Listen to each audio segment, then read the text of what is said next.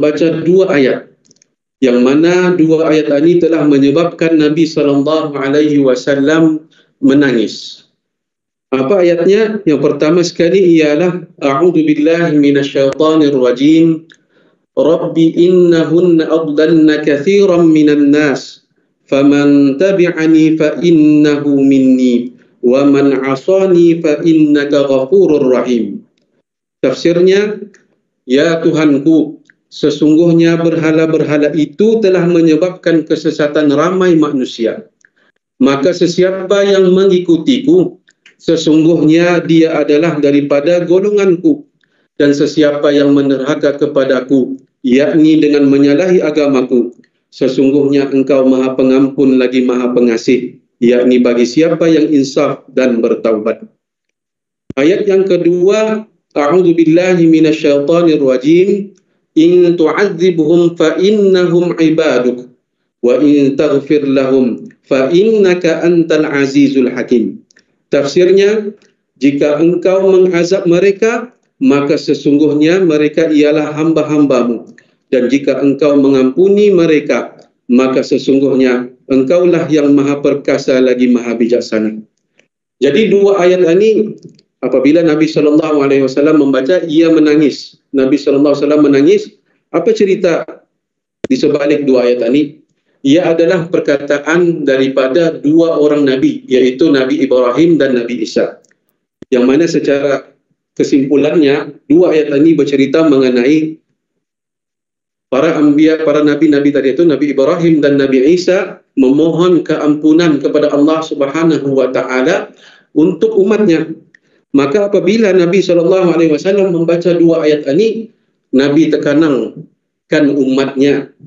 Jadi apabila Nabi membaca ayat ini, Nabi pun mengangkat kedua belah tangannya, lalu mengatakan, Allahumma ummati ummati, ya Allah umatku umatku. Dan baginda sallallahu alaihi wasallam pun menangis.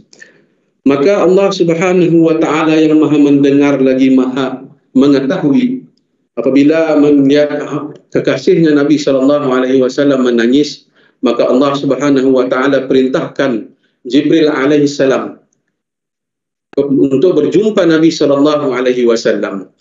Kenapa Nabi SAW menangis?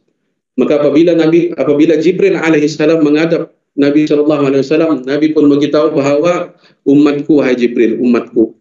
Maka Jibril alaihissalam pun datang kembali kepada Allah Subhanahu wa taala. Maka Allah Subhanahu wa taala berfirman kepada Jibril, datanglah kamu kepada Muhammad sallallahu alaihi wasallam dan katakan kepadanya, sesungguhnya kami akan redha kepadamu pada umatmu, dan kami tidak akan menyedihkan kamu kerana mereka.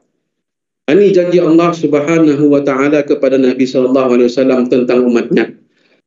Ada satu kisah lagi yang diriwayatkan oleh Imam Ibn Hibban rahimahullah daripada Aisyah radhiyallahu anha. Aisyah berkata, pernah pada suatu ketika itu ia melihat Nabi sallallahu alaihi wasallam dalam keadaan bergembira, dalam keadaan gembira. Jadi ia pun cuba mengambil peluang. Dalam keadaan Nabi SAW gembira, ia pun mengambil peluang.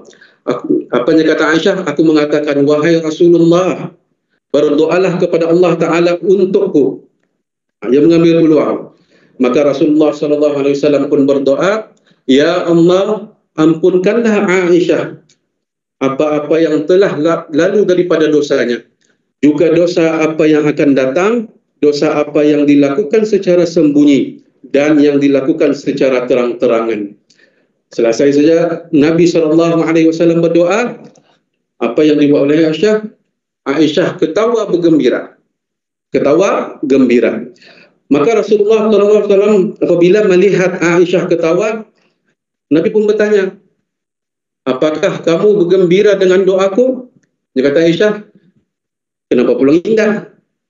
Jadi Rasulullah SAW pun bersabda, demi Allah, sesungguhnya itulah doaku untuk umatku pada setiap kali lepas sembahyang. Jadi apa doa Nabi setiap kali lepas sembahyang? Ya Allah, ampunkanlah umatku apa-apa yang telah lalu daripada dosanya, juga dosa apa yang akan datang, dosa apa yang dilakukan secara sembunyi dan yang dilakukan secara terang-terangan. Jadi para hadirin yang dirahmati Allah, inilah antara kisah semana Nabi SAW sangat kasih dan sayang kepada umat ini. Jadi saya menyuruh terutama sekali kepada diri saya dan semua para hadirin untuk kita ini sama-sama bersyukur kepada Allah Subhanahu wa taala. Bersyukur kerana kita ini dilahirkan dalam keadaan Islam, dilahirkan menjadi salah seorang daripada umat Nabi Muhammad sallallahu alaihi wasallam.